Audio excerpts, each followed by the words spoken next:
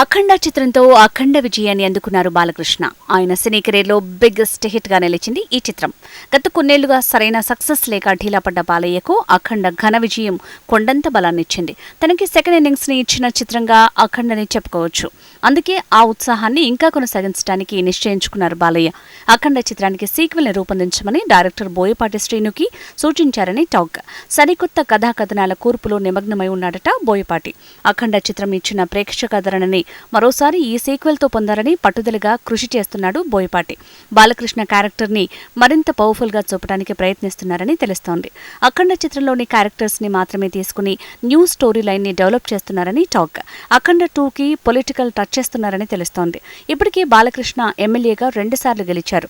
2024లో జరగబోయే AP assembly ఎన్నికల్లో మరోసారి గెలిచి హ్యాట్రిక్ కొట్టాలని బాలయ్య లక్ష్యం. అసెంబ్లీ ఎన్నికల ముందు అఖండ 2ని ప్రేక్షకుల ముందుకు తీసుకొచ్చేలా ప్లాన్ చేస్తున్నారు. బాలయ్య ఎమ్మెల్యేగా హ్యాట్రిక్ కొట్టడానికి అఖండ 2 దోహదపడుతుందని ఆయన శ్రేయోభిలాషుల ఆలోచనగా ఉందట.